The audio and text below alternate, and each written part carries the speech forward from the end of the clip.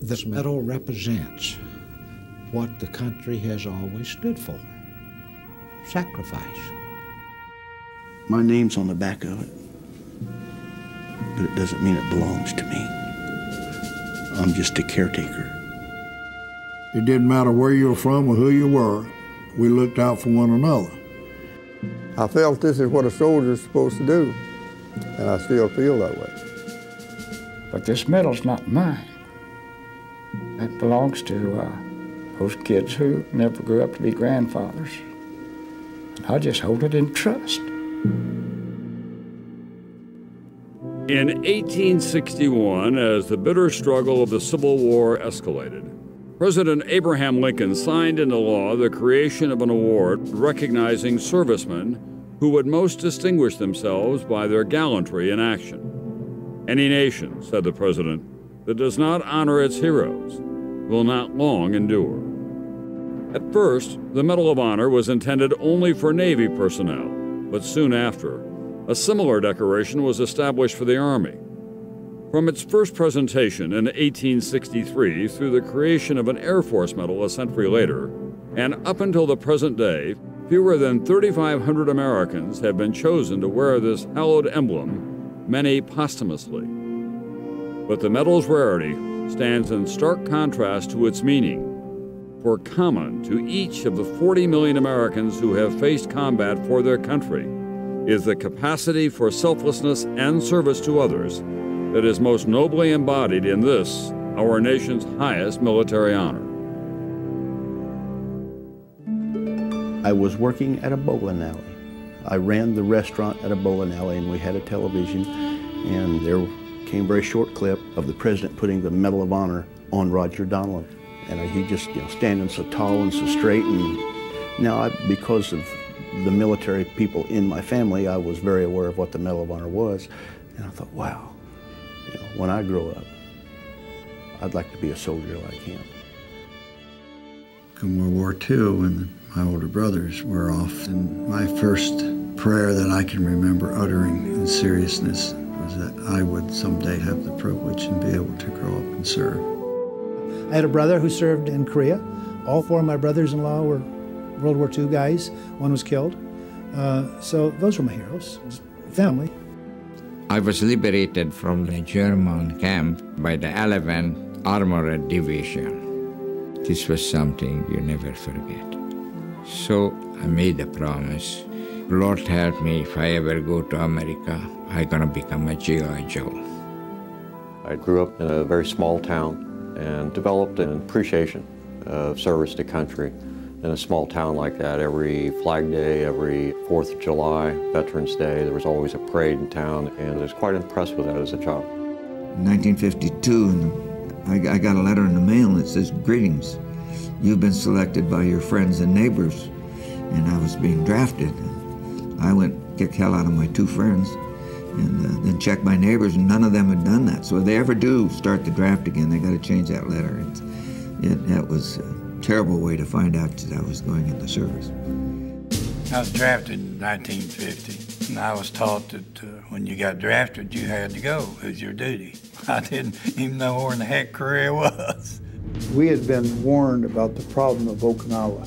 The night before we were took. The lead tank pulled up right beside my gunner. And I'm only 25 yards from him. I stood up and looked him right in the face. They were that close to us, and you're laying there, you're thinking, this is it. We're facing a man death right in the face. All you could hear was guys moaning, calling for their mother. Help me. There's nothing I can do. When things get really, really rough, and there's a whole lot of explosions going around you, bombs bursting in the air, and rifle, machine gun fire, all of that coming at you at one time, no one's exempt from fear. Of course you were scared. We were scared to death. But your responsibility is to lead your men into very dangerous areas on occasion, and you have no choice but to do it. I'm a 19-year-old medic, and then by that time at scene, I don't know how many people get killed.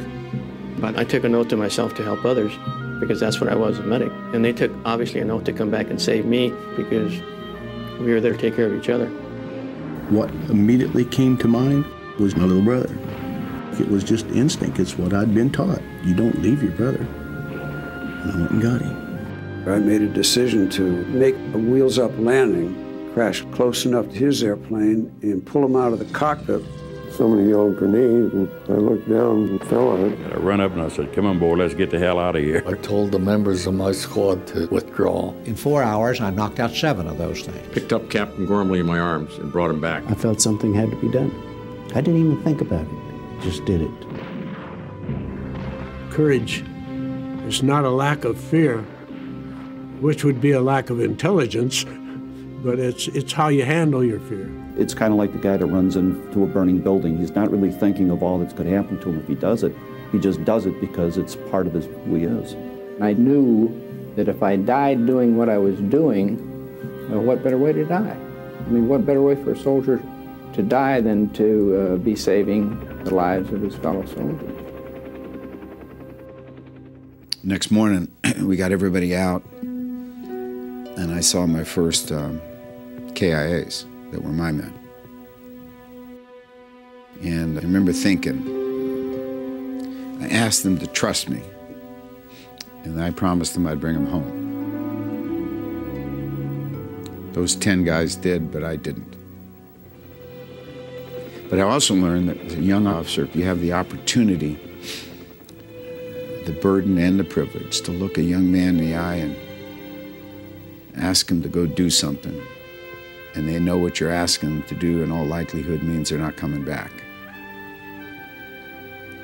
And these American soldiers look you in the eye and they wink and say, "Got it, sir," grab their weapon and off they go. And there's nothing in life that compares to that responsibility, nothing. Those of us that wear the Medal of Honor know that there are so many other soldiers, airmen, Marines that have done acts that just weren't recognized because there were no witnesses left. So I'm very proud to be able to wear the Medal of Honor for all of those that performed deeds far greater than I did, that no one, no human being knows what they did. These examples of ordinary people behaving in extraordinary fashion can be inspiring, and they should be inspiring. I spent 8 months in the Philadelphia Naval Hospital recovering from my wounds, and that's where I saw heroism. Our heroes are our nurses, the volunteers who came in and laid a hand on you and said it was going to be okay. The ones who went above and beyond and let you know that they loved you. I really believe that you'll never truly lead anybody until you learn to serve. And you'll never truly serve anybody until you learn that there's something more important than yourself. Those who know about it do appreciate it, but I don't think it's important to appreciate the medal or the living recipients. I think it's important for individual American citizens to understand how important sacrifice writ large is. And I think given the challenges that we have endured and the challenges that we are going to endure, that Americans do appreciate how much you can accomplish if you don't care who gets the credit, if you don't care if there's any recognition, and if you don't care what you do as long as you do something positive. I think the American public does understand that. I didn't go to war to kill people. I went to war because I loved my daddy. I wanted him to be proud of me. I went to war because I loved my grandpas and I loved my country. And when I got over there, the reason why we fought so hard was because we discovered we loved each other, that we were all we had. It didn't matter where you were from or who you were, we looked out for one another. And that same thing can apply to the United States of America. And every citizen, take care of one another. In the squad, there's 8 of us, and we all agreed that everybody would come back one way or the other. You learn brotherhood when you learn to live together and eat together and sleep together. You learn to trust people. That's the big thing. We're all the same. We're Americans.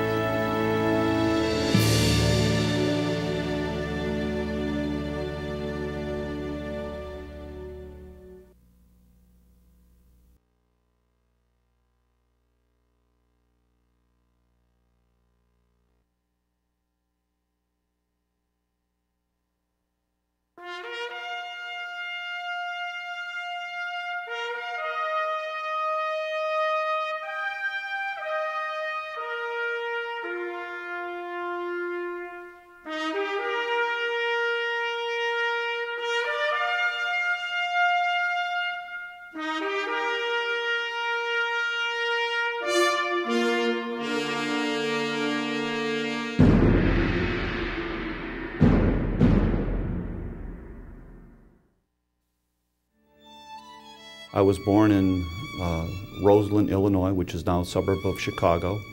I was pretty much raised in Indiana. That's where I attended grade school and junior high. I had been bullied in grade school and in high school quite a lot. I'm not the hero, you know, that you see in the books. I was pushed around a lot when I was in grade school, high school, had a bad self-image. And I wanted to test myself. I had come to that point in my growth that I needed to do something to figure out who I was. So I volunteered for Vietnam. Alan Lynch enlisted in the Army in 1964. 2 years later, he volunteered to go to Vietnam. By December of 1967, Lynch was serving as radio telephone operator with the 12th Cavalry in Binh Dinh Province. We had been in the field for quite a long time, had been chasing the North Vietnamese and the VC quite a lot during November, December, and a lot of firefights, a lot of contact. So they pulled us out to stand down, which was, that's where you get your showers and you get your weapons fixed and all of that kind of thing. And so we had, a bunch of us had gone to town and got back to base and walked into a briefing. It seems that A Company was sucked into an ambush and was screaming for help and so on. And we were to air assault in the next day, 0 dark 30, and relieve them. And so we air assaulted into some village, and we were getting ready to move around the perimeter to go in and hit A Company, or hit where A Company was from the flank. And it seems that A Company was the bait. The Vietnamese were dug in. They were in spider holes, they were in hooches, they were in trees, they were everywhere. And what they did is they let us move in, and we walked into an ambush. One of our pointmen tried to get back. His partner was shot in both legs, in the shins. And so he came back and got shot halfway out. I think he got shot in the shoulder. So I went out and got him and brought him back to our lines. And he told me that his partner was laying out there and he couldn't move because his legs were gone. They were shattered pretty good. And so I dropped my radio, which I shouldn't have done. I asked my LT if I could go get him. I thought I'd just run out, pick him up, and bring him home. And as it happened, I went out there and got him, and we both got pinned down. And then Casares started to come over, I think, to help out. And about halfway over, he got shot. So I went out and I got him. And there was such intense fire that there was only one place to go, and it was back to where we were. Unable to return to friendly lines, Lynch remained on the battlefield to aid his wounded comrades. He secured a nearby trench by killing 2 enemy soldiers at point-blank range. With the trench cleared, he returned through heavy enemy fire to carry the wounded men to safety. We stayed for a long time. They called in artillery and jet strikes on us. Jets came so close over us we could count the rivets on the fuselage. They actually came over. When they came over, they dropped napalm right on top. We watched the napalm being let go, and it spun. Had I been in school, I would have known that speed, distance, and all of that. We were not going to get hurt, but at that time it was pretty scary. Alone, Lynch defended his isolated position for 2 hours against the advancing enemy until he was able to carry the wounded across an exposed area to a more secure position. He then located a counterattacking friendly force to assist in directing the attack and evacuating the wounded. I got back to my unit. They pulled us all out when we were finally rescued. They pulled us all out of the field. And, the wounded guys went into one tent and got their wounds taken care of, and I got into another tent, got a little white pill, and then I had several liquid refreshments for a couple of days, and then I ended up back with my unit, who was standing down on another LZ, and I came back and they told me they had put me in for the Medal of Honor. Then it got lost. Never heard anything about it before, and the day before I got married, I was notified I was going to get the Medal of Honor. I had I have a problem with my foot when I drive. It seems to press down on the gas too much. And So I was coming home and I was followed by a police officer for like the last couple of miles. I turned, he turned, oh, criminy, I'm gonna, get a ticket. And he pulled into my driveway and he pulls in right behind me. And I get out, geez, officer, I'm sorry, what did I do? He says, is your name Alan Lynch? I said, yes. He says, is your social security number this? I said, yes. He says, call this number. And I'm like, what did I do? And he says, it's a good thing. Just, I'll see you, goodbye, have a nice day, call that number. So I went into the house, I called the number, and I got some colonel. He says, Alan Lynch, the same thing. He says, well, I have the great honor to tell you that you're going to be receiving the Congressional Medal of Honor from President Nixon on, I think it was Armed Forces Day, 1970. There were 12 of us that received the medal that day by President Nixon. I was so blown away when they put that medal around my neck. And I never realized the impact that it would have on my life. This is a representation of the very best that America has to offer.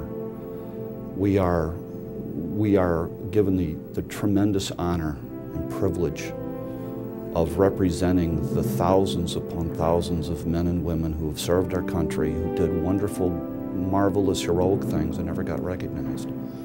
And we carry this for them. It's not me.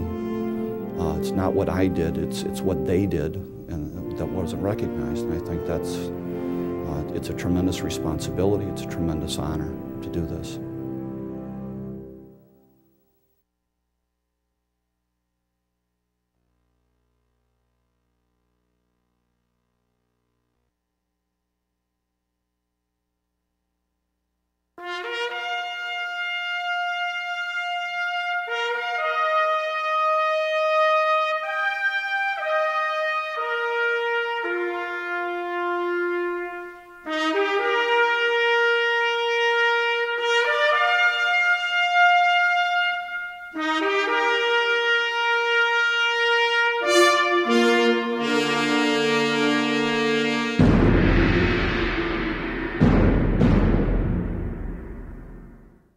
I was born in Chicago, Illinois. My dad and mom they were both in a motorcycle club, and they rode Harleys. So we moved out with 5 Harley-Davidsons in 1949 to Lake Geneva, Wisconsin, and settled in Lake Geneva. I had relatives that had been in the various services, the Army, the Air Force. I had one in the Navy. I always enjoyed listening to their experiences in the service, and especially the whole idea of what it was like to serve. Being thankful for what we had in America and giving something back. And so I grew up knowing that I would have to give service somewhere, somehow, to help continue on the whole idea of maintaining this wonderful country we had and the freedoms that it had to offer. Harold Fritz enlisted in the Army in 1966, leaving behind his young wife and his studies. He graduated from Officer Candidate School as a second lieutenant in 1967 and was sent to Vietnam the following year with the 11th Armored Cavalry Regiment. In January 1969, Fritz, then a first lieutenant, was serving as platoon leader of Troop A, operating near Quan Loi. Their assignment was to escort and protect a convoy carrying fuel and supplies along Highway 13. Aside from some light NVA sniper fire, there was little sign of the deadly ambush that Fritz and his men would soon face. Things have been going pretty good. We hadn't had a lot of action along there. We traveled up the road and got up to Quan Loi without incident, refueled, called down south and said, okay, we're clear. Go ahead and start moving forward with the convoy, and we'll log her and react if we need to. And they did, and we started south. And when we got to where I thought we would probably be able to maybe snatch up this little NVA that had been sniping at us and get them for intelligence purposes, I started slowing down the vehicles that I had, and that's when we got hit. Initially, I thought I had a mine, but then when I flipped back into the vehicle, I saw that we were taking a lot of heavy fire, and we were decisively engaged with the North Vietnamese heavy company. Lieutenant Fritz sustained serious injuries when his vehicle was hit, but his troops, surrounded and outnumbered by the enemy, needed a leader. Fritz leapt into action. In full view of the enemy, he ran between vehicles to direct his men and assist the wounded. As enemy forces threatened to overrun their position, Lieutenant Fritz repelled the attack, first manning a machine gun and then leading his men in a daring charge that inflicted heavy casualties. We were taking some pretty heavy hits. We had a lot of the vehicles hit. We had 28 people, and almost all 28 were wounded, and vehicles were on fire. You could see the soldiers. You could see the enemy soldiers. They were shooting at us, and the rockets were whizzing by it, trying to reestablish the defenses, pulling the wounded. I saw the bodies of my two gunners, and I was off the vehicle, and I was bringing in the rear of the column and the front of the column. The vehicles were being hit, and then just for a moment, and even though everything was going on and people were running around me, and I was giving directions, and I could see my hands moving, and I could hear myself talking, but it wasn't me. I was another person.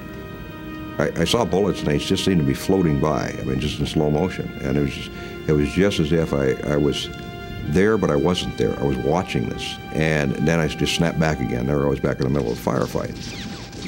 We managed to extricate ourselves out of that because the tank platoon came in, and as I looked down the road, I saw the cavalry guidon, the red and white guidon through this cloud of dust, just like the cavalry movies. And it was Jimmy Caldwell at H Company, and he was at our aid there within about an hour and a half hour. He was down there, and he brought those big tanks down there, and they were beautiful. But when they came in, they couldn't tell exactly, because we didn't have good radio contact with them, where we were in relation to the NVA and how many of us were there and how many were the NVA crawling over the vehicles. So the lead vehicle stopped just to ascertain what was going on, just momentarily, stopped momentarily, and they were getting ready to come in. And I saw that, and I didn't know what was going on, so I said, I got to go get them. And so I took off running down the road, right down the middle of the road after this lead tank. And that maybe wasn't the best thing to do, but I didn't have any options. I didn't have any radio. So I ran down there, and then the lead tank blew off his main gun round, and there was a position I didn't know alongside the road that was trying to hit the tank. And I was between the tank and the position, and he had no choice. And so he fired his main gun and blew me into the brush a bit, and then I crawled back out again and got to the lead tank and told them, okay, the good guys are in the middle, the bad guys are in the middle, and both flanks, and here's where you need to go. And they started maneuvering, and we started suppressing the enemy at that point. We ended up getting some very valuable intelligence information. We saved the convoy. It didn't get hit.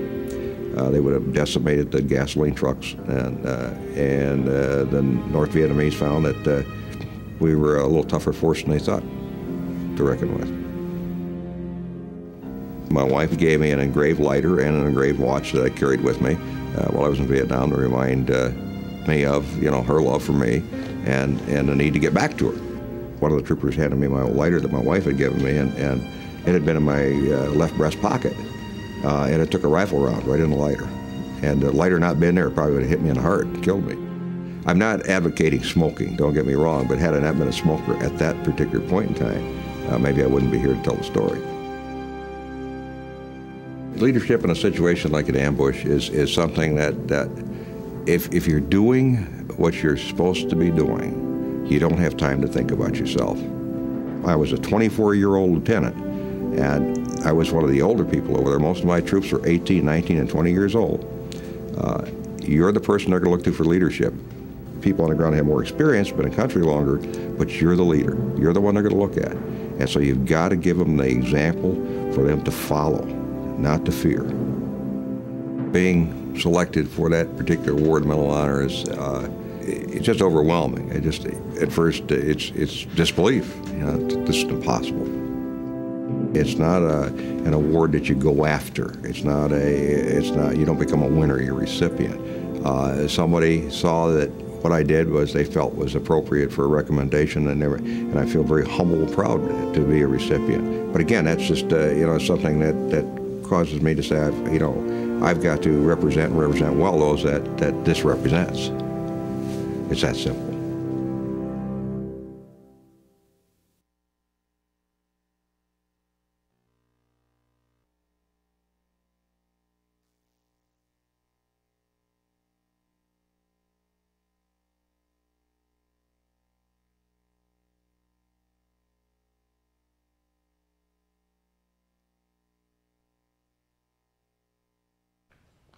Good morning. Welcome. We're so glad to have all you students and educators here for this special event. So we're here on Cantigny Park. This is the historic home and estate of Colonel R. McCormick. Colonel McCormick was the owner-editor of the Chicago Tribune, but he was also a citizen soldier. He served with the Illinois National Guard at the Mexican Punitive Expedition and later with the 1st Infantry Division in World War I. We have our museum on the other side of the campus, and we'll hope that some of you got a chance to see it this morning, and I hope that the rest of you enjoy your visit later this afternoon. And we are so pleased to have a wonderful working relationship with the Congressional Medal of Honor Society and be working with them on this event. So at this time, I will kick it over to Javier Martinez, who will introduce some more things. Enjoy the day.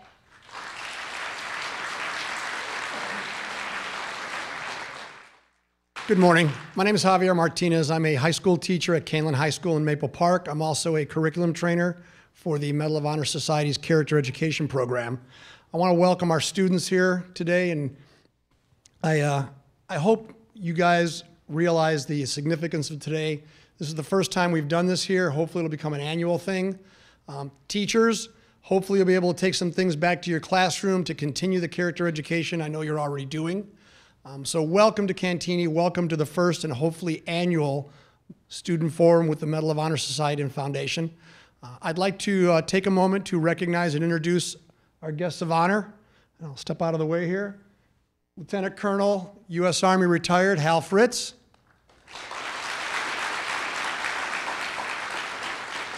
First Sergeant, U.S. Army retired, Alan Lynch.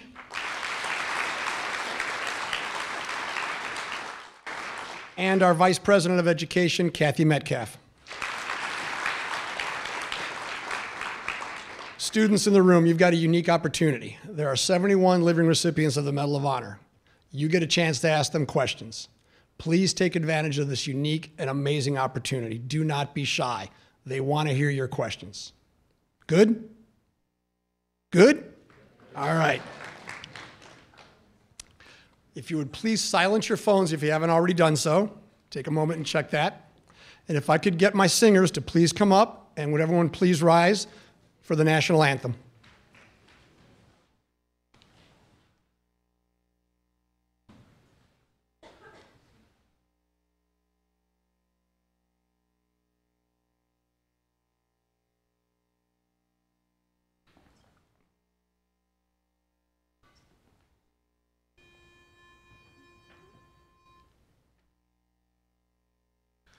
Oh, say, can you see by the dawn's early light what so proudly we hailed at the twilight's last gleaming, whose broad stripes and bright stars through the perilous fight o'er the ramparts we watched were so gallantly streaming, and the rocket's red glare, the bombs bursting in air, gave proof through the night that our flag was still there.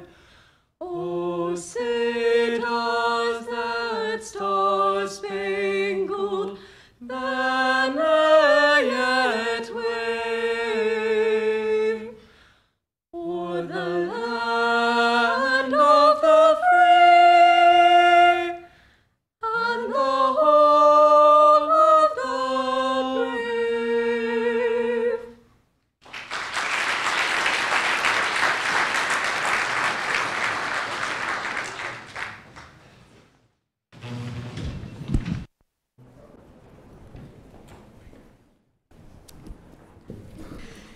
Thank you all for being here with us today. This is a really wonderful gathering. I appreciate you taking the time away. I know it's such a heartbreaker to be away from school for the day, right? But this is a great opportunity for you. And I am pleased to say that Mr. Fritz and Mr. Lynch have both said that much more than hearing from me, they want to hear from you. So rather than me saying very much about them or directing this, I'm going to just facilitate your questions. You may ask questions of specifically Mr. Fritz or Mr. Lynch, or we've also talked that maybe they will both answer your questions depending on what they have to say in response. I'm so glad you just got to review their videos, because now you know the basic story behind why they were awarded the Medal of Honor, and we can go on to more important questions about how it's affected their lives, why it's important to them, and the character values that gave them the personal strength and courage to do the things that they did in dire circumstances. So, with that being said, I'd like to go ahead and entertain some questions. Do we have someone who's willing to start? Yes, young man. Now, we have volunteers out here, Miss Melissa, Mr. Javier, and Miss Sarah, who will be bringing microphones to you. So make sure that you get a microphone.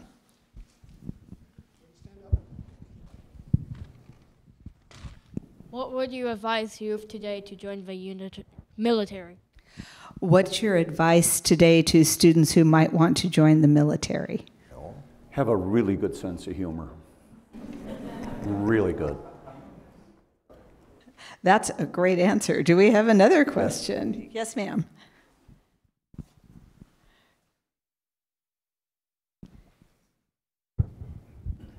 Hi, this is to Mr. Fritz. As a leader, what were you thinking when the ambush occurred? Did you hear that okay? When the action occurred? When the ambush occurred, what were you thinking? I probably can't say that here. O-S, but you don't have the opportunity to really think about yourself. We were in an ambush situation, and I had 28 men with me, 7 vehicles. We faced a North Vietnamese regular company, about 174 hardened troops. And your leadership ability has got to be the predominant factor that causes you to make the decision, because the people are looking at you for answers, even in a tight situation like that. So we had to try to pull the wounded personnel. Most of the fellows were wounded. I had both my gunners killed. And it was a situation where you've got to pull these folks together, because that's what's going to make the difference. It's the team effort. It's not just the individual. And so we all pulled together, and we got the job done. It was very close in most cases. Ground attack, we had hand-to-hand combat. But because we worked together, we in fact survived that particular battle. Even I lost two of my very, very close friends, 2 of my men. So you don't have time to think about yourself, except to say a few words at first and then take action. That's what happened. Thank you. Good advice on leadership, working together. We had a question over here, I think. Was there? Got a microphone right there for you. So in your video, you say you are humbled but proud about earning the medal. What did you mean by this? To Mr. Fritz. One more time about being proud of earning the medal? So in your video, Mr. Fritz, you said that you are humbled but proud about earning the medal. What did you mean by this? It's an awesome responsibility that each of us take on very seriously, because it's not about us. We wear our medals, and Elle and I both have wear the Army Medal of Honor. But it doesn't matter whether it's the Air Force, the Army, or the one that's presented to the members of the Marine Corps, Navy, or Coast Guard.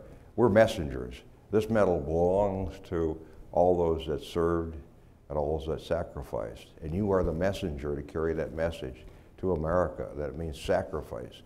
And it changes your life, and you feel very humbled about that, because you have been asked by being presented that Medal of Honor to represent the sacrifice and the service of all the men and women that went to war. all the men and women that are now at war, and the men and women that will be serving in the military armed forces. So that's very humbling to me and to Al and the rest of the recipients because of what we represent with our medals and who we represent with our medals. And that's the important part. That's the mantle we wear. It's not about a spotlight on me or a spotlight on Al or the other recipients, but on the medal and what it represents. And it is humbling. Mr. Lynch, you briefly addressed that at the end of your video, but would you also like to address that with the students? Yeah, we, just as an example, my brand new platoon leader was killed trying to rescue us. He was shot in the head. Another guy was shot in the leg. My company commander, who tried to get to us with an armored personnel carrier, was blown out of the commander's turret and severely wounded, ended up coming back to the company a couple months later. So I wear this for them. I wear it for, you know, as we all do, the men and women that serve that never ever get recognized. Don't forget, we've got special operators that do heroic things that you will never ever know about. So we wear this for them. It's an honor, it's a humbling experience, and it's a great responsibility. Thank you so much. We have a young lady here with a question. Thank you, Sarah. This question is for Mr. Lynch. Did you ever regret or have any conflicting feelings about serving in Vietnam? And how did your experiences of that day or receiving the Medal of Honor affect any of those feelings? Do you have conflicting feelings about serving in Vietnam, and did that carry over into also receiving the medal? No, I volunteered to serve in Vietnam. See, I came from Berlin, Germany, where I was serving. And every so often we would go out and we would look, and we would see the darkness that was in East Germany where the communists were. And our area, West Berlin, was bright lights and lively. It was kind of like, you know, looking from Helm's Deep into Mordor. I'm sorry for the Lord of the Ring reference, but man got to do what a man got to do. Yeah. Never need to apologize for Tolkien. Go right ahead. Thank you. So it was also the singular event of my generation, and I wanted to be involved. And I knew that if we went communist, if communism wins, then we're basically going to be slaves, period. There's just no other way to look at it. So I volunteered to go to Vietnam, and I volunteered for combat, all of which I got. When I got home, and because of the medal, I probably studied Vietnam a lot more than my peers. I started reading a lot of history about it. It was the right war fought in all the wrong ways. It was a war that did not have to be fought, but it was fought because we had a president, Lyndon Johnson, who basically lied to the American people and told us that we were not going to send American boys to do what young Asian boys should be doing. And he was lying to us. And we ended up in Vietnam, and it was a bad thing. He had no will to win. So, yes, afterwards I was very conflicted. Vietnam changed me because it made me into a man. I was kind of a dud when I was a soldier, when I was a young man. Had a couple Article 15s, non-judicial punishment. I was kind of adrift. Vietnam made me focus in on things. Nothing will do that to you quicker than having your life in danger. Did I answer your question? Great answer, thank you. Do we have another question? We have a young lady over here with a question. Mr. Lynch, what was your inspiration for your book? They made me do it. Okay, to that end, since it has come up, Mr. Lynch just in March released a book telling his story, his life story, and that's something that you all might want to look at, if not here in the future. I know you all probably shop online, so you might look that up, and it would, I'm sure, be a good reading. A number of Medal of Honor recipients have books out that will tell you their stories, not only during their combat experiences, but also throughout their lives. Do we have some more? Let me ahead. Finish the answer. I wrote it because I was bullied when I was a kid. I was bullied through grade school and on into high school a little bit. I was a horrible student, horrible. Had to go to summer school to learn algebra, which I still don't like. And then I got back from Vietnam and I suffered post-traumatic stress disorder. So some real good friends said, you know what, you've got to tell this story because, you know, most recipients weren't bullied when they were kids. And, you know, not only that, there's a lot of kids that feel that they're being bullied, they're poor grades, they're being whatever in high school is the final chapter. It's not. Being bullied in my book is less than a chapter. It made a big difference in my life, but it's less than a chapter. And I also wanted to write about overcoming and being able to fight post-traumatic stress disorder and win against it. We all, in some ways, especially if you're bullied or if there's any trauma in your life, suffer from post-traumatic stress, and I wanted to do that. I also wanted to tell my story. Yeah, thank you. Great, thank you. Now, let me answer that. Yes. I think it's important if you look at Alan and you read his citation and then you read his book, it gives you a better insight into the person behind the medal. And it's important. In some cases, there are recipients without a book. I don't have a book, I just have a story. And if you look at the Medal of Honor website, you'll see what I did, but it doesn't talk about the person that much. It's important to look at those that do have books, recipients that have decided to talk about themselves more than beyond the medal. It really does. It goes beyond the medal. And you learn about the individual and his background and where it came from. Al's background is blue collar, mine's blue collar. And it's not that we came from affluent families and suddenly, you know, we had silver spoons in our tongues and we decided the war was a neat thing to do. It's important to take a look at what motivates these individuals. And I think if you look at Alan's book and you read his citation, you'll see what the motivating factor was there. And so it's good. If you have the opportunity to take a look at recipients and their books, and read their citations and read their books, and it'll give you a better insight into the individual and the motivational factors. Thank you both so much. It was mentioned that there are only 71 living Medal of Honor recipients, and every one of those, while they have received the same award, every one as an individual and every story is very different. Who else has questions? Could I see some hands so I get a sense of where I'm going next here? Let's go take one down the center and then we'll go back over there. Thanks. Just to remind everyone quickly, the book, Alan Lynch's book, is for sale afterwards if you guys want to. So if you want to hear the rest of the story. All right, so this one is specifically for Mr. Lynch. For someone who has been bullied, what advice would you give to someone who is suffering from this? Okay. It's took me a long time to understand it, but what bullies do is they give us a lie. They tell us that we're bad people, we're screwed up in some way, we're not worth something. In reality, if the only way I can feel good is to push you around, I've got the character flaw, not you. So you have to look at the bully in kind of a couple ways. One is that this person is, for whatever reason, not really doing so well inside of them. And I'll tell you what, you can be a straight A student, you could be a star athlete, you could be president of the student council, you can be all that in a bag of chips. But if the only way I can make myself feel good is to denigrate you, I've got the problem, not you. Bullying is only a little bit. Now, there's a couple things that I learned. One is I learned to be situationally aware. I learned, because back when I was bullied, it was with fists and, you know, that kind of thing.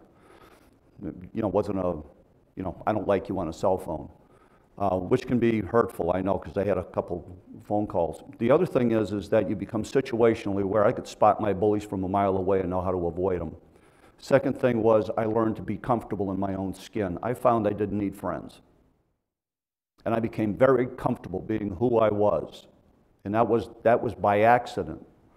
And it made me able to deal with things when things got really, really bad in a different way. And it gave me a lot of compassion. So there are some very big positive things. The sad thing is, bullies, if they stay that course, will always be who they are. Sad, miserable people. Thank you so much. Good question, great answer. We have some volunteers over here. Who was an inspiration to you when you joined the military? Good question. Who was an inspiration to you when you joined the military? You want to start?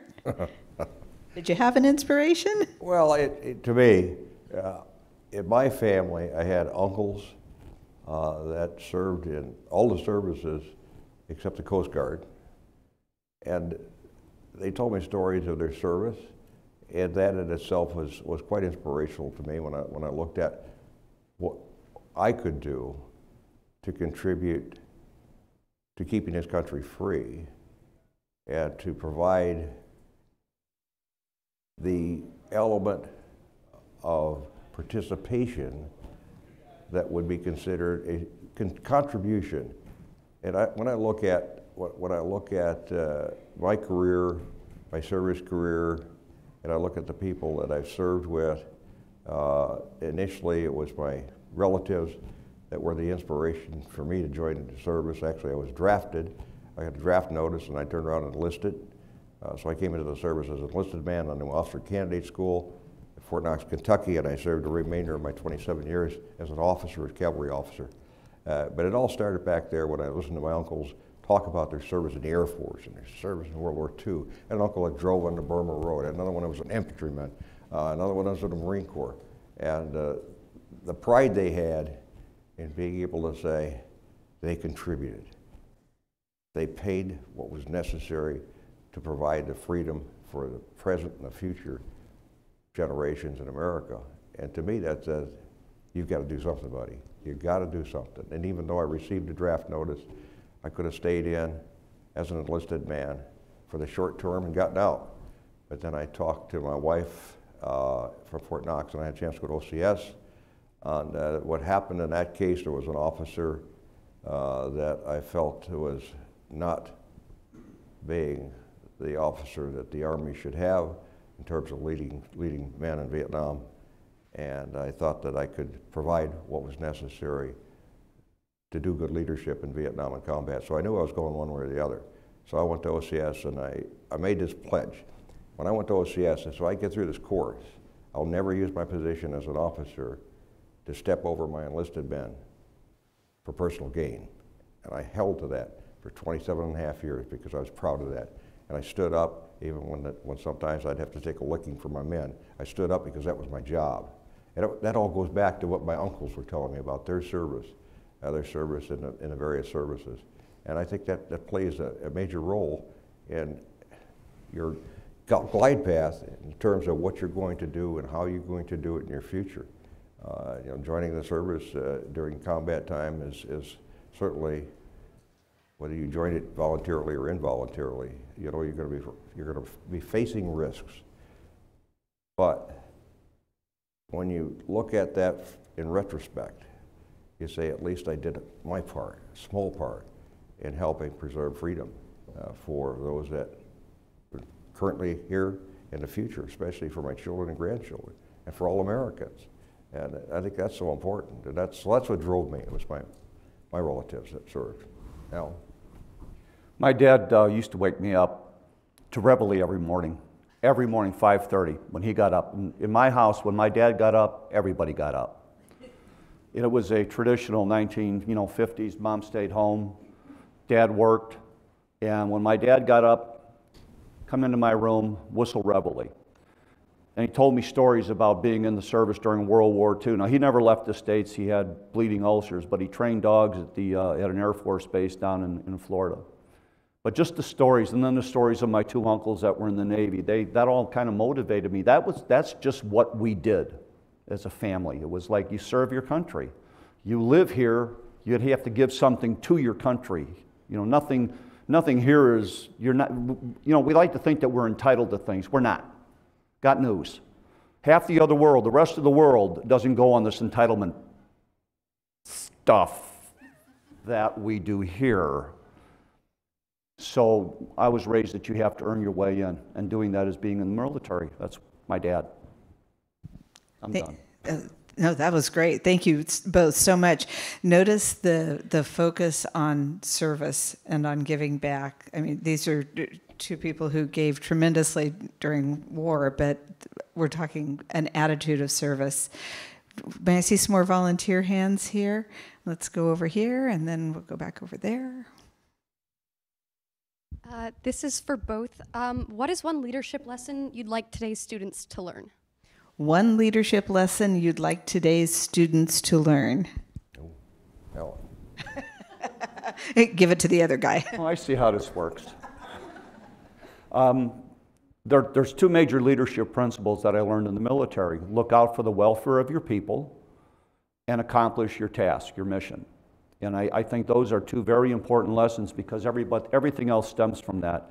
If you're looking out for the welfare of your team, the members of your team, then they know to follow you because you're providing that idea that I've got your back.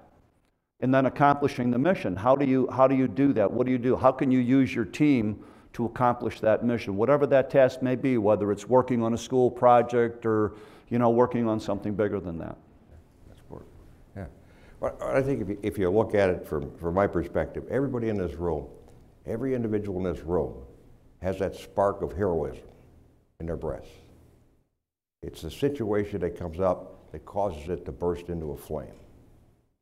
I looked at the United States as a huge puzzle, and written across that puzzle is freedom and equality for all. And that puzzle is made up of millions of pieces, and each of you have a piece of that puzzle.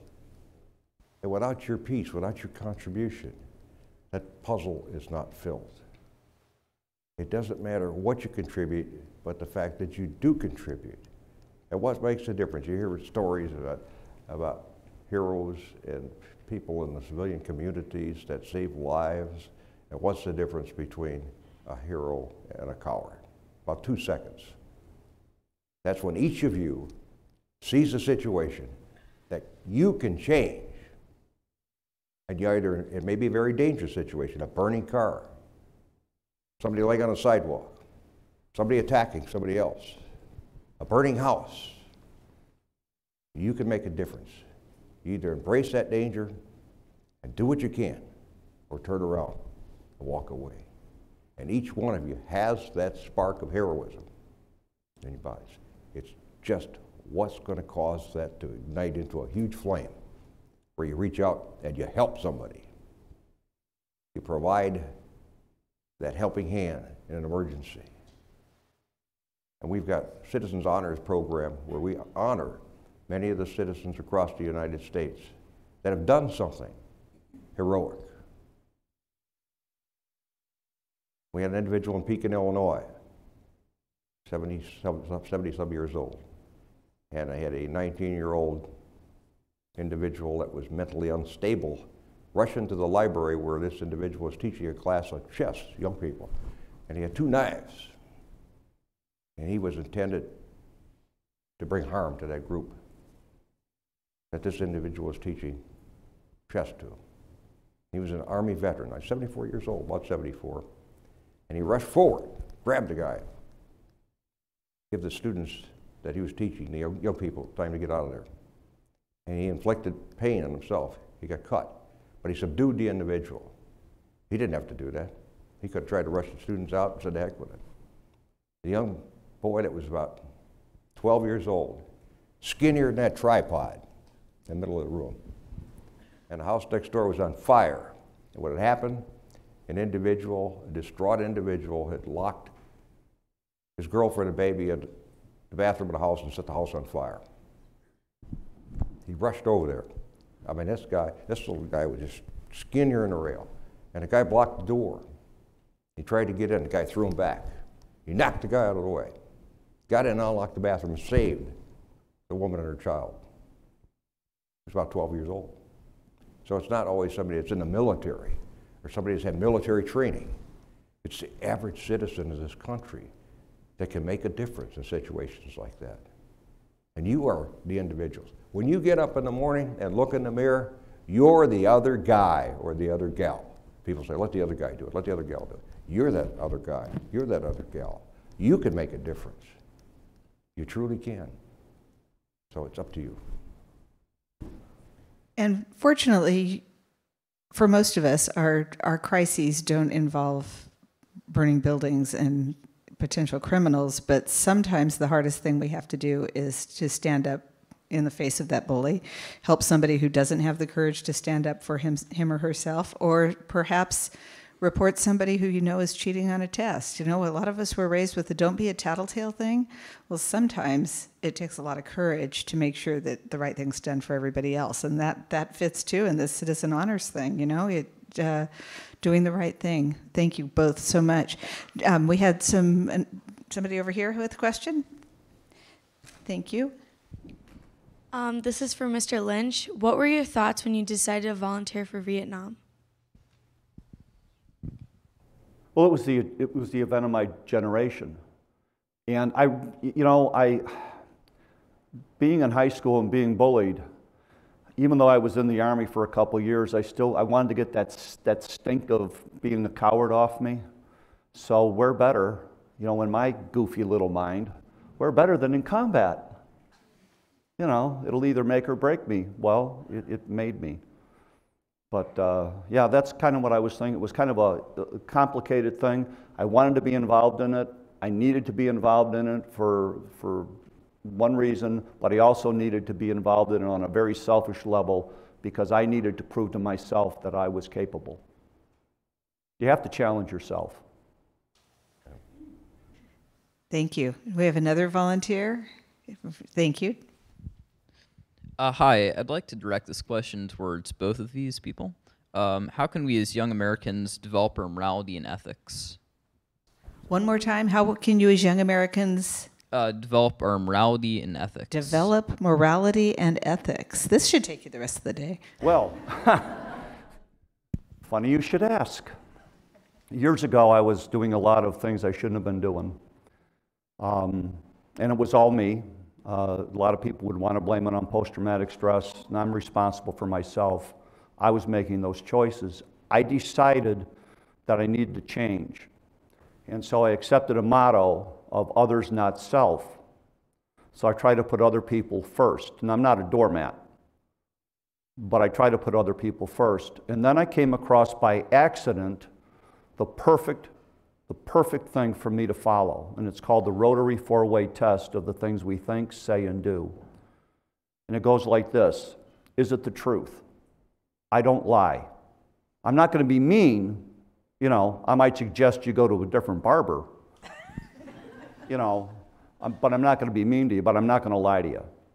Is it fair to all concerned? Are my actions fair to everyone around me, myself included? I'm not a martyr. So if I'm in a relationship with somebody, there are times when I'm going to say, well, is it fair to all concerned? Is what I'm doing fair to everybody? Will it build goodwill and better friendships? Do my actions help me to build better friendships with my friends and to build goodwill to people that are not my friends? And is it beneficial to all concerned? Are my actions beneficial to me and to all of the people that I'm friends with? Now, if I follow those, and I found personally, if I follow those 4 simple rules, my life is a lot nicer. And I have this thing right now that for me, it's win-win or no deal. I'm not going to have a relationship with someone where I'm always, the giver. Everybody has to be a part of that. But that's a great moral compass. There are other moral compasses out there. Find one that's short and learn it, and then do it. And it's really tough sometimes to be able to go, I really don't like this person, and I don't really want to treat them nice. Is it fair to all concerned? Is it going to build goodwill and better friendships? Is it beneficial? Boom. You know your answer. You have to. So that's my story. Yeah. I think beyond that, if you take what Al has said just now and apply it to your personal lives individually, I think you'll find that there'll be a positive wave of energy that encompasses you. And we're sitting here in a group of students from the various schools and teachers, and we're in the world of technological advances, computers, that you can reach out and get all sorts of information. But on the dark side, there's those that use it for not so great things. But the thing that you never, ever want to forget in applying what he has just said, talk to the person next to you, face to face. If we lose that, we're going to stymie down into a dark hole. And that will not be beneficial to anyone. So what I'd like you to do right now, I want you to look to the person on your right or your left, and I want you to tell them you're going to be there for them.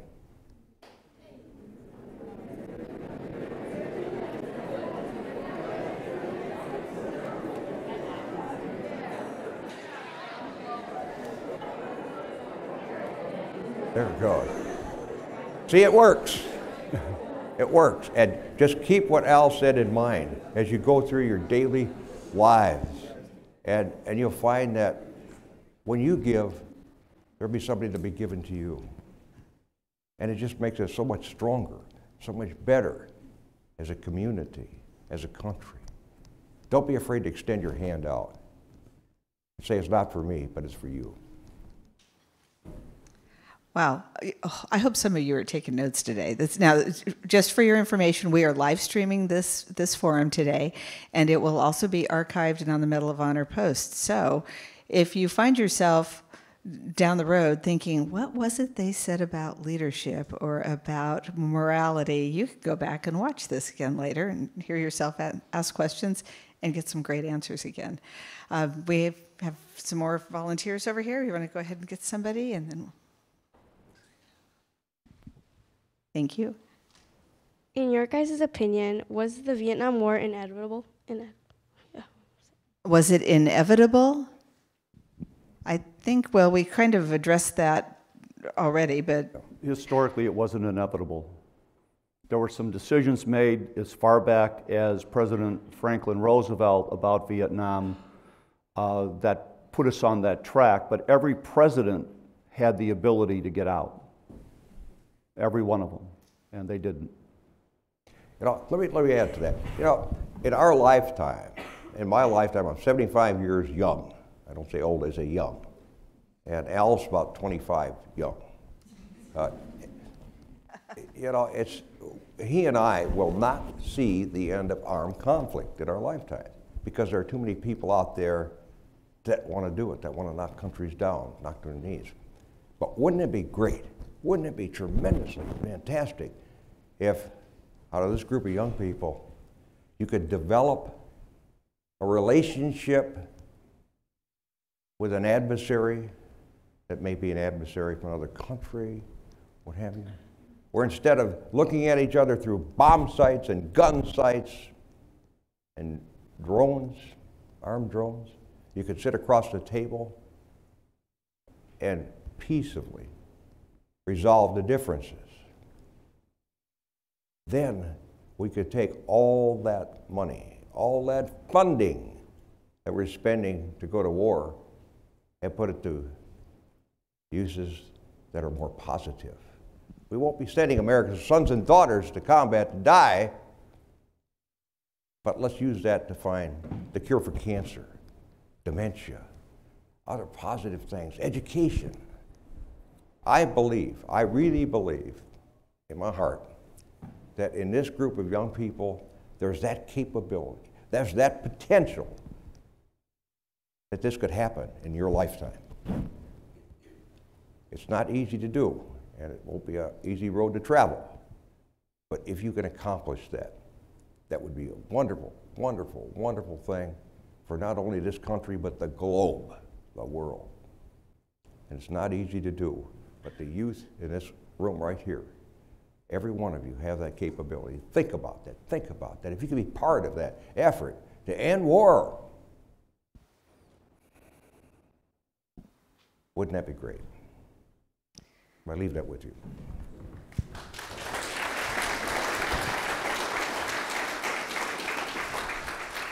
Thank you both so much for those very honest answers. People often ask us if the Medal of Honor Character Development Program is about war or supports war, and I always tell them it is the furthest thing from, and thank you to both for proving me right there. We have a question, Mr. Javier. Okay. Besides earning the Medal of Honor, what do you think was the biggest turning point in your life? Aside from being awarded the Medal of Honor, what was the biggest turning point in your life? I married she who must be obeyed. My wife, Susie. That changed my life completely. We've been married 49 years this year.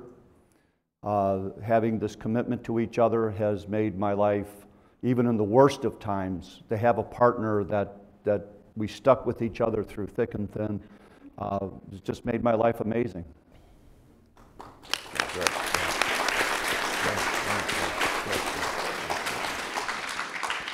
And I feel the same way. My wife and I have been married 54 years, and wow, you really are old. She's, yeah. I'm just a year or two older than Al, but it's important. And it's, you know, when you look at, you know, how your life changes, it does. And if you got to have that support, you got to have that spousal support so that you can remain strong. And it's not to say, you know, Medal of Honor recipients. Now, my mother wasn't Wonder Woman. My dad was not Superman. I just came from an ordinary blue-collar family, and we're ordinary people. And when we take our medals off, you know, we sometimes stumble a bit. We're not perfect. We live in a glass house. We're just humans like you are, Americans like you are, that have some of the frailties that Americans have. So if you look at a recipient of the Medal of Honor and say, wow, that guy got a speeding ticket. He was going 110 to 25. He's supposed to be a Medal of Honor recipient. What the hell's going on here? Those things happen. Those things happen. We try to respectfully wear our Medals of Honor and to act accordingly. And sometimes it's very difficult because of the microscope that you're under.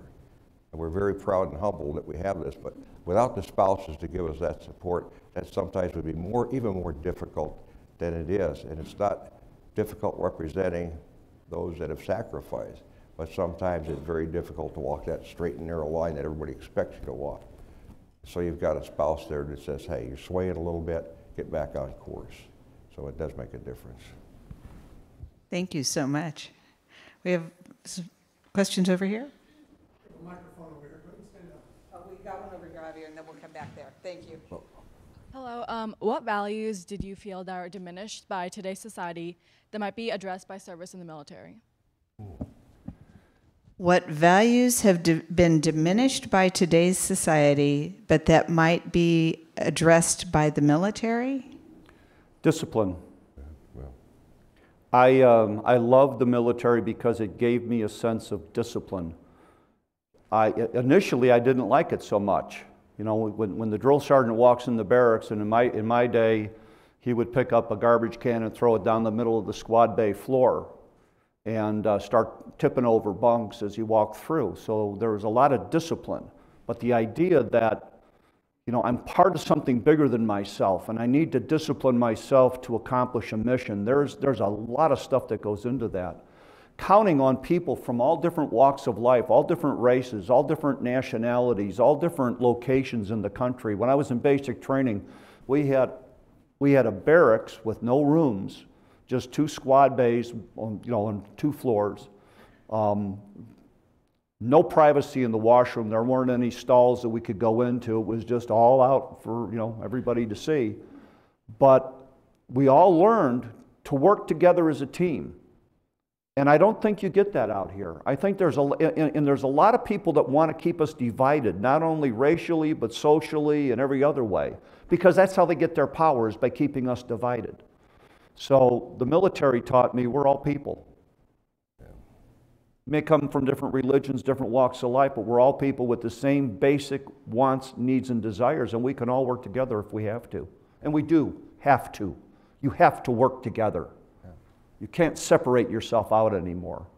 You have to be a people, we the people of the United States of America, not we the few. It's we the people, all of us. And whether you guys like it or not, guess what? In a few very short years, he and I are going to be gone, and this is all going to be yours. Get ready. No, Al may be gone, but I'll still be here, guaranteed. but along with discipline, I think the military teaches you responsibility, and Al he hit on that. He talked about the team effort. And if you look at today's environment, you see sometimes parents that use the schools as a drop-off point for their youngsters so they can do other things. You see parents sometimes that will try to buy their kids a good future. You know, here's a membership to a golf course. Go ahead and play 18 holes. And this actually happened. One of my guys saw us. And when the parent came back, they had more things to do, so they said to the boy, here's more money. Play another 18 holes. Gave him a great set of golf clubs. You know, that's not helping that child to learn discipline or responsibility, and it certainly is not responsible on the part of the parents. And you look at some of the other areas that Elle and I observe and we see throughout our tour and our travels, parents don't spend the time with their own children sometimes. They just figure, give them a video game. Now give them 2 video games. Don't give them 3 video games. Let's get them Netflix. Let's get them this. Let's get them that. Let's get them a nice sports car. Let's get them a motorcycle so we can have time to do this. The parents have to take more responsibility and not pass it on to the teachers, not pass it on to the schools, not pass it on to somebody else. Somebody else will take care of that kid. And those sometimes are the young people that sway off the path of righteousness and run into some serious problems. So discipline, the military teaches discipline, but it also teaches responsibility. Now, I want to touch on another subject right now when I get the opportunity. When you talk about who's the most important person in the world, astronauts, governor, the president, it's teachers. Teachers. And the reason teachers have the hardest job in the world and are the most important people because they care about you. And if you compare what a teacher gets in terms of salary and compare it to a professional athlete or an actor, here's the teacher's salary and there's the actor's salary. And you look at the time involved, here's the teacher's time and here's the athlete's time. And the teacher goes beyond the normal school day, beyond the summer session. They take money out of their own pockets because there's not enough money to buy through the system to buy what they need to teach the young people, to provide a guidepost, the guidepost that help that student get that right glide path. And they do that year after year after year. And why do they do that? Why? Why when we can make more money investing and make more money being a movie star or football player, They do that because they care about you and they care about this country. And I had one of my troopers that was superintendent of schools, and he had one of his students come back to him. And that student went into the Army, went to flight school, and came back to tell the superintendent what he provided, what the teachers provided in terms of guideposts for him, helped him get the right glide path. And he said when he was at Fort Knox, Kentucky, as an inspiration, they marched the students in this hall, and there was this painting on the wall of a battle in Vietnam. And he described this painting to the superintendent. And the superintendent says, come with me. Walked him into his office, said, see that painting on the wall? Was that like it? He says, yeah. He said, that's me in the painting. His superintendent was in the battle with me. But here was a student that was impacted by education, by the educators, and came back to say, look at me, thank you very much. So never forget that. You know, discipline, responsibility, you know, whether you're a student or whether you're a parent, and always respect the educators because they're there because they want to be there and they will be there for you year after year. You know, there's another thing too, is you have to be responsible for your own education because the teachers can't teach you what they want. And I'll give you a good example. My daughter's going through things. She's a 6th grade teacher, and right now the administration is trying to take away certain subjects because they want them to spend more time doing other things. So you have to be responsible sometimes for what you learn. Like they don't teach cursive writing anymore, do they? But cursive writing is an amazing thing. It's eye-hand coordination. It gives you some style. Anybody can print. But cursive writing gives you a flow, so you have to teach yourself things. If you're not learning the kind of math you want and you can't get it at school, find it. Yeah. Be a lifelong learner. I'm still learning at the age of 73. I have a thing called Great Courses where I get all kinds of lectures on mathematics and my favorite subject, history, but I get science, I get all kinds of stuff. I try to learn something new every day. If you don't learn, you know, it's like any other thing. If you don't exercise this, it's putty. It's nothing. Learn how to think, learn how to learn, and then be a lifelong learner. Never give up learning. And if you're not getting it at school, find it somewhere else. Did you hear that? What he said was, look at challenges. Learn something new every day. Pick up a new challenge. Don't stagnate. And that's so important. And as you can see, this youth just bubbling with all that excitement out there. But that is something that's so, it's hard to grasp, and sometimes it's difficult to accomplish. But if you take that road and do those tasks and do those challenges, and you get to the top and you look back and you say, God, I'm glad I did it. Such as a student that revisited his school and talked to the superintendent. So that's a good point, excellent point. From the perspective of a college teacher, I got to tell you, the advice these two just gave you will take you well through your college years. Learning is something that you do. It's not something somebody can do to you. So that responsibility is absolutely right. We had a question from a young lady over here. What are your favorite memories from your time with your fellow soldiers? Some memories of your favorite times with your fellow soldiers that are appropriate for today's audience. Go for it. Oh, you sorry. Want me to go first? Oh, all right then. There was probably one of the best times when I was in Vietnam. We had been on a 3-day mission. We were out in the jungle quite a bit, and we broke out into a clearing. And there was this stream that was like something like you'd see on a postcard. It was coming out of the mountains, and it had like several little pools along the way down this hill we were on. So as we came out and we saw this, our lieutenant said, you know, this would be a great place to stop and have chow. So we spent, chow as food. In the military, you have morning chow, evening chow, lunch chow. It's all just chow. Just, you know, I'm going to chow. Where are you going to go? I'm going to go to chow. You going to chow? Yeah, I'm going to go to chow. Doesn't matter what time it is, it's just chow. So we decided it would be a great day to stop and have chow. Chow, chow, chow. And so here's this beautiful stream with all of these neat little pools, and we're all, well, you can imagine 19-year-old, 20-year-old guys that have been out in the field for 3 days without a shower. So we all just kind of got into these little pools, except for our security, got clean for a change. I never knew being clean was so much nice. Just, all you have to do is be dirty for a long time, and you'll love the shower, believe me. So we all got in there, and we were able to relax and let that water come over us. It was awesome.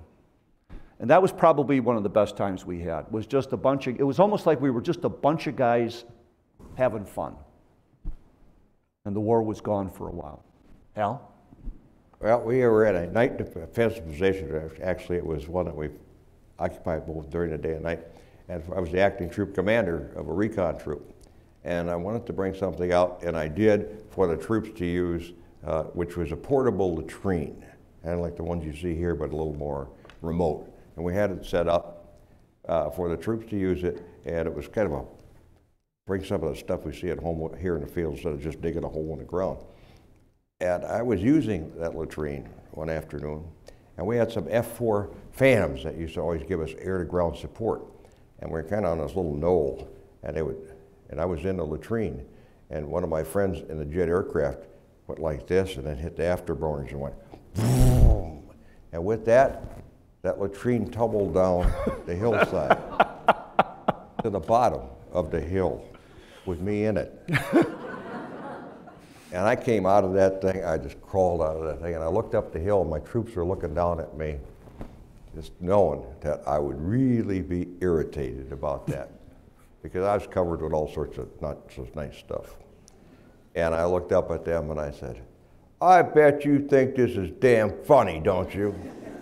And they were all, I said, so do I, and I started laughing. They started laughing and hugged me down. But it was a hilarious thing, and it's just, it shows you, and in Al's example, the tightness, the family ties that you have with your men in the military, because these are the men that you fight with, that you count on supporting you when you get into a tough battle.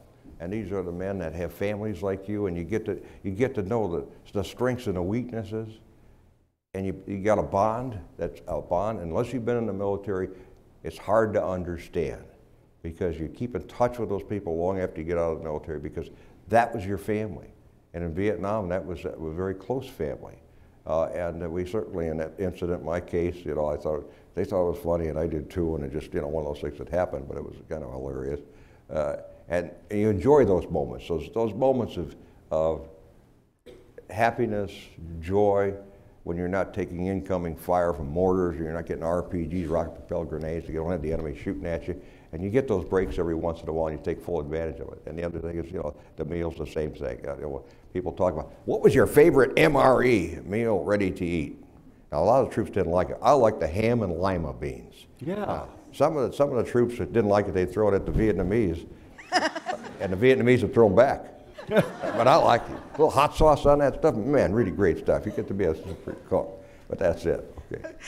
Thank you both. A great question. I guess we could say we got one clean story and one dirty story. Mr. Javier, you got somebody back there? Would you change anything about that day? And if you were able to change it, do you think you would have still been awarded the medal? Okay. Would you change it, the day of your action, your Medal of Honor action, would you change anything about that? And if you had changed it, do you think you still would have been awarded the medal for that? You know, I thought about that, and I thought about it often. But based on the situation we were in, we were doing everything that we were supposed to be doing. In our case, this North Vietnamese company had moved into a position astride the road to ambush a truck convoy that was coming up, at about 125 trucks that had 5,000-gallon tankers that had gasoline and diesel fuel and aviation fuel and ammunition. And they came in from Cambodia, and their idea was to hit this truck convoy and kill everybody, blow up the trucks, and move back to Cambodia. And when we came back down the road, I decided to position my troops, which were a reactionary force of 7 vehicles, in case the convoy coming up the road with another one of my platoons was hit. And we just happened to be right in the middle of the kill zone, the area that the North Vietnamese company decided would be their primary area to inflict the most casualties. And we're getting ready to herringbone or pull off the road, so we would have had the advantage then, knowing they were there, so they had the advantage of surprise. My 2 gunners got killed initially, threw me off the vehicle. Vehicles were on fire. We had a lot of close calls. We had several people that were seriously wounded. We got them out. But looking at what we did and what I directed during that particular day, I wouldn't have done anything different than what I did that day based on the circumstances. And I've gone over that thing in my head hundreds of times. And I've got that painting of that battle hanging on my wall at home, and I pass by that every day, and I look at that and say, I wish I could have gotten them all back home, because any of the leaders will say, you know, hey, my job as a leader is to mission in the men, and if you promise the men, you'll get them back. You'll make sure they're effective on the battlefield, they survive on the battlefield, and you'll get them back. And if they get killed, you'll get the remains back to the family. They'll follow you anywhere. So it's important when you make those decisions, you make the right decisions, and I wouldn't have changed, no. Alan? The only thing I would like to have changed is to have my brand new platoon leader not killed. The guy's not wounded trying to get to us. I just wish they wouldn't have done that. But, you know, you can't change. You can't go back in time, sadly, and go, don't do that. So it is what it is. Mr. Lynch, did all 3 of the men that you were protecting that day survive the circumstances? I don't know. The only one I was in touch with was Joko Sparza. The other, Sergeant Casares, I don't know what happened to him. I don't know what happened to Wilhelm. I have no idea. Never saw him again. Okay, so they were evacuated, and yeah, we all went on the same medevac, except Wilhelm. He went out earlier, But Casares and Esparza and I went out on the same chopper, and they went into one tent, and I went into another, and then I had some adult beverages, lots of them. Yeah. I suspect you earned them. We have another question. Let's go over here. The strangest experience you had in the military? Oh, that's kind of a fun question if it's answerable. The strangest experience you had in the military? The what? Strangest experience you had in the military, aside from being knocked down a hill in a latrine. I had several strange experiences in the military, but I had two of my troopers out on a listening post, an LP, and their job was to listen for enemy movement. And it was about 1 o'clock in the morning. I was back in our field location, and they were out probably about 150 yards from us at LP, and we got a report back. They saw movement. And I said, what did they see? 2 pink elephants. I said, 2 pink elephants. And they reported 2 pink elephants. Now, I'm the acting troop commander, and I'm a little reluctant to send us to headquarters. My troops are out there, and they saw 2 pink elephants. So I said, I gotta verify this. So I went trapping out there, and we took our security force to the LP, and they pointed. And I looked down there, and you know what I saw? 2 pink elephants. And I said, God, I rolled my eyes again. And what it was a dry season. And the elephants were using the dust to cool themselves off and keep the bugs away. And the moon was full, and the reflection on the dust and the elephants made them appear pink. So I indeed called that in, that we sighted 2 pink elephants. And I got a response from the headquarters. They didn't relieve me. They said, repeat, please, 2 pink elephants. So that really did happen. I'm sorry. Great story, thanks. Can you top 2 pink elephants? I couldn't even, I just can't even touch that. Okay, let's see if we have another question out here. Go ahead, Javier, thanks. How did your wives react when they found out that you'd be receiving the medal? Oh, there's a good question. How did your wives react when they found out that you would be receiving the Medal of Honor? Good timing on your question. Yeah. I got out, the action took place December 15th, 1967. I got out of the Army April 25th, 1969. We were going to get married, well, we did get married April 25th, 1970. I completely forgot about the Medal of Honor because I hadn't gotten it, I hadn't heard anything about it. They gave me a Distinguished Service Cross, and I thought, well, that's it.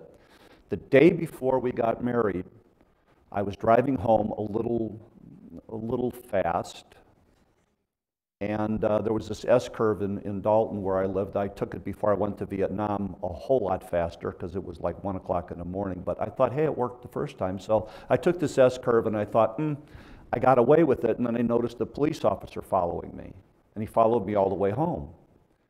Got out of the car. When I got out of the car, and I'm thinking, well, I'm going to get a ticket. That's what's going to happen. He just gave me a piece of paper. He said, are you Alan Lynch? I said, yes. He says, is this your Social Security number? I said, yes. Call this number. So I went in the house, and I called the number, and I got a lieutenant colonel. The colonel says, are you Alan Lynch? Yes. Is this your number? Yes. Well, I have the honor to tell you that you will be receiving the Congressional Medal of Honor on Armed Forces Day. I think it's like 4 weeks from today. And I'm like, but I'm getting married in the morning. I'm getting married in the morning. So I'm like, this is not supposed to happen because I'm getting married in the morning. So I says, well, I'm getting married. He said, that's okay, you can go ahead and get married if you want to. And I did, but we were all we wanted to do was focus in on our marriage because you only get one marriage, well, one first marriage. Today it's like you get married every time you change your socks. Nice socks, by the way. I have the courage to wear these. So we got married And we were awestruck. Number one, it was the first time I ever flew first class, first time I was ever in a hotel suite, and we were treated like royalty. So it was an amazing time. And she was really happy with it because she's, been with me 49 years. Thank you. How about you? What did Miss Mary say? Well, I was at a Medal of I was still in the military. I was with the 3rd Armored Cavalry Regiment at Fort Lewis, Washington. And we had packed up. I was due to, we'd moved out of our quarters. I was due to go to Fort Benning, Georgia, to the Infantry Officers Advanced Course as an armor officer. I was selected to go. So we had my wife and family, including a little Dachshund wiener dog in a kind of a little guest facility. And I went to say goodbye to my troops. And they said, there's a telephone call for you. And I said, no, it's for my replacement. They said, no, they asked for you. And it was a colonel, Department of the Army. And he, same thing, informed me that I was going to be in Washington, D.C. to be presented the Medal of Honor by President Richard Nixon. And I said, but I'm in the middle of this PCS move. I mean, there's the moving truck, it's full of our things. My wife's in the guest house with the children and the dog, and everybody's getting antsy about getting this move on. And they said, no, you're not going anywhere. No, you're not going anywhere. We got a schedule for you to follow. So I called my wife and I said, we're not going anywhere, honey. She said, what do you mean we're not going anywhere, honey? I said, we can't go anywhere, honey. She said, how come we're not going anywhere, honey? I said, uh-oh, I have trouble now. And I explained it to her. And it was just kind of an awesome thing because Richard Nixon was the president. And like Al, they brought us in and two things happened. My dad was there and he was a cigar smoker. And we're in a suite and he wants to get some cigars. So I said, he's from Chicago, what the heck? And so he goes out and he comes back a little bit later and he's kind of a smirk on his face. And I said, Dad, what's the matter? He has cigars. He said, well, I got out of the hotel room and I headed for the elevator and there was this kind of creepy looking guy standing near the elevator. And so I just got and watched him because my dad's from Chicago. So the first thing from Chicago you look at is somebody trying to get your wallet. So he had his hand on his wallet. He was kind of a big guy anyhow, my dad, he was tough. And he gets out of the elevator and he said, the guy got on the elevator with me. He didn't say anything to me. And I'm kind of looking at him, watching out of the corner of my eyes. And the elevator comes out, slows down, opens up at the bottom floor, and I walk out towards the front of the hotel. And I see in the glass, the reflection, the guy's behind me. Uh-oh, he's after my wallet, I'll bet you. So he goes around the side as he gets out of the elevator, and here comes this guy on the revolving door, and he grabs him. But before he had a chance to do anything, the guy identified himself. He was a Secret Service agent assigned for our security, and he was following my dad to see what my dad was up to. And he said, I would have gotten your cigars for you, sir, if you'd have let me know. My dad didn't hit him, thank God. Otherwise, so we're at the White House now. This is like, this is my first time in a White House, And there's the president, and there's someone else there. And I'm standing there with my wife, my oldest daughter, and my son. And my youngest son, Jeff, who's in the military now, wasn't there. And before we got to the ceremony, Mom and Dad were there, and Les Aspin was our congressman, he was there. They gave each of the men a tie clasp, and it had the presidential seal on it, and it's Richard Nixon engraved. It was really nice. And so the president came up to me and presented me my medal, shook my hand, and I'm standing there, and there's the president of the United States of America on an eyeball to eyeball. And he looks down at my youngest son, Christopher, who was, I don't know, 6 or 7 at the most. And when he did, he had his jacket open just a bit, so his tie clasp, like the ones they gave us, was exposed. So he looks at my son and he said, son, how are you? And he looked up at the president and said, my little brother didn't get one of them. Pointing to the president's tie clasp. And I'm standing here as a captain in the United States Army. My next assignment probably is going to be the Arctic Circle. And so the president reaches in and takes his tie clasp and hands it to my son. And I'm standing there, I don't know what the hell's going to happen next. So, youngsters, all of you have youngsters, know what they're like. He checks it for scratches and dents before he puts it in his pocket. And the president, is that okay? And he says, yeah, that's okay. That's okay, yes. And the president went on. And it was just hilarious, it really was. So those two things happened to me. So Alan had a lot of experiences like that, but it's awesome because suddenly the they're at the White House, and there you are with the President of the United States and perhaps fellow recipients, that you're receiving this medal that you didn't ever think about getting before. And so it's really a life changer, and it's exciting, and it does humble you, really does. So that's my story. Great stories. That first class flight, though, that really ruins you ever after, doesn't it? Oh yeah, you can't fly coach. Just yeah. I'm usually the one with the chickens and the goats and the rest of it in the back, Okay, I'm having so much fun I wasn't paying attention to the time, and I just got the notice that we have time for one more question. So you're going to let this, that was the first hand I saw, so. Somebody who has not asked a question before, please. For Mr. Lynch, how long after the conflict did the experience of what had happened really sink in? I had my first bout with post-traumatic stress in 1973, so 73 minus 67 is, I don't have my calculator, 6 years, thank you. Math student, huh? About 6 years. Then I still have post-traumatic stress. I deal with it a little bit differently than I did at first.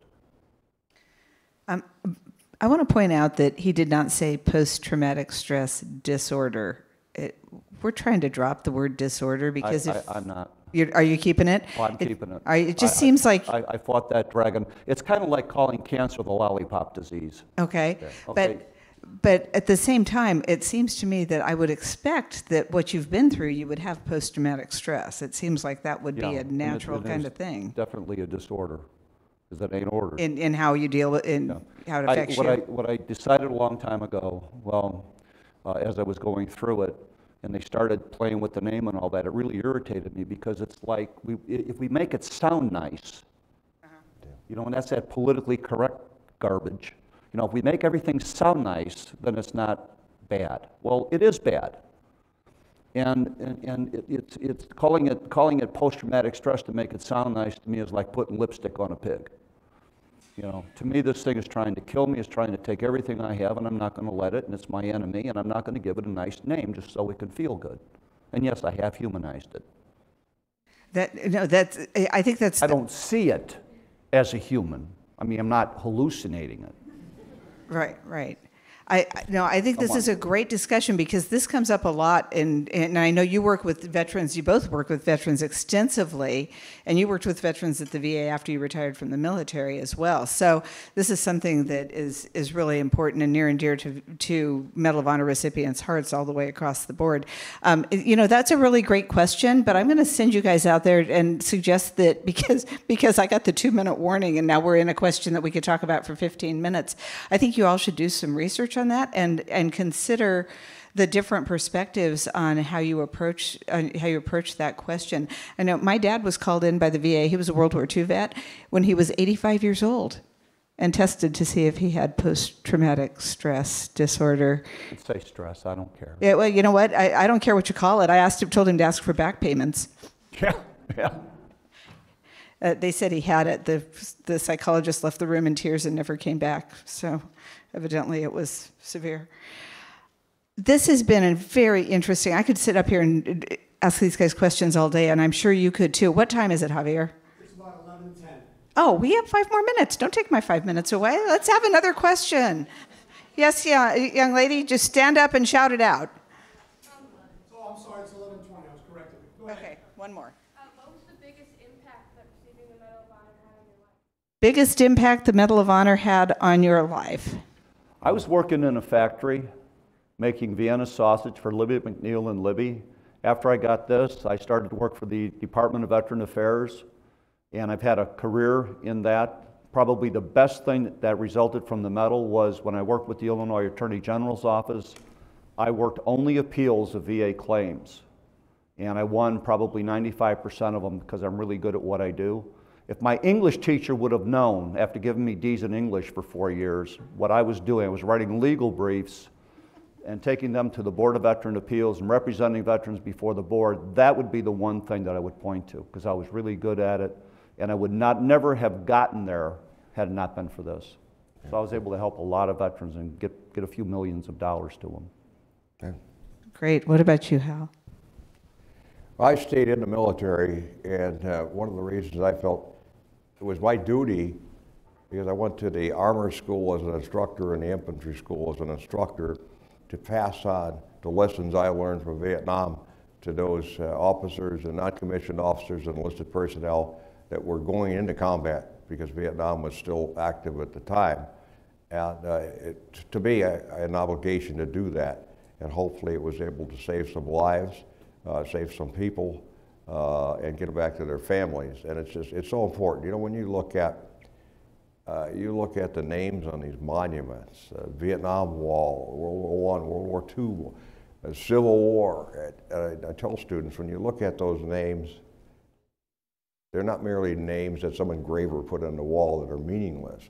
They represent men and women that have paid the supreme sacrifice, that can't be with their families. They can't have children. They can't enjoy grandchildren. They can't enjoy holidays. They can't enjoy a hug because they paid the ultimate sacrifice. And so when you look at that, and that was another reason I decided to stay in, and kind of pay back and try to make sure that we could bring more men and women back from combat.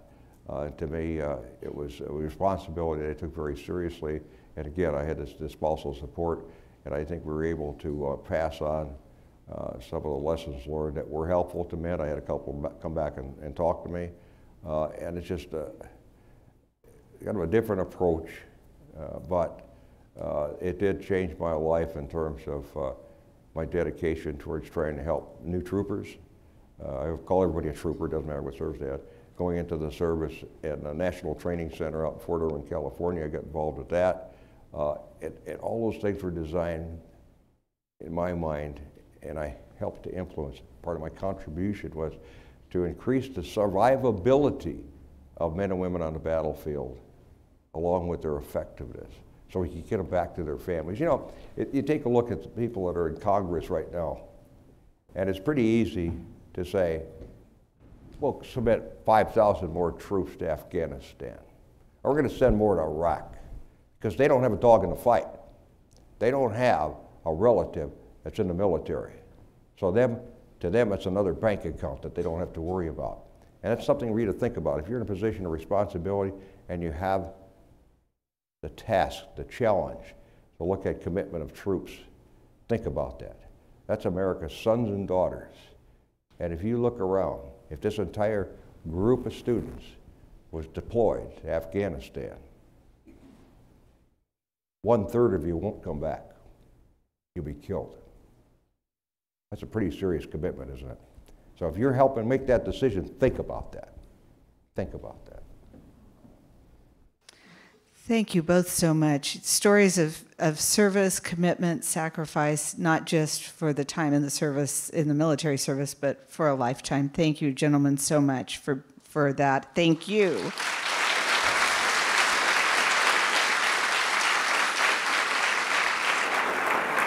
Thank you.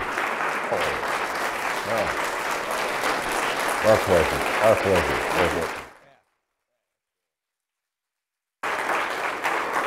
Thank you. Well deserved. Thank you for being a phenomenal audience. You have been absolutely wonderful. You've asked thoughtful, considerate, very, very good questions. And thanks to Cantini for hosting this. I think that we will be able to work out doing this again sometime in the future. And I hope all of you will share with your friends, your other teachers who are not here today, what an experience this was, and so that we can make this happen again. And let's give, Let's get the folks that did the national anthem, have them stand up so we can give them. Oh, good idea. The national anthem, that was fabulous. Thank you.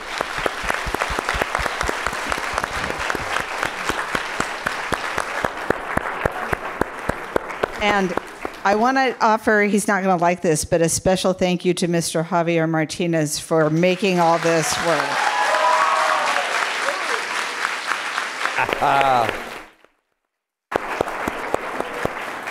And how about a hand for Kathy Metcalf as the moderator?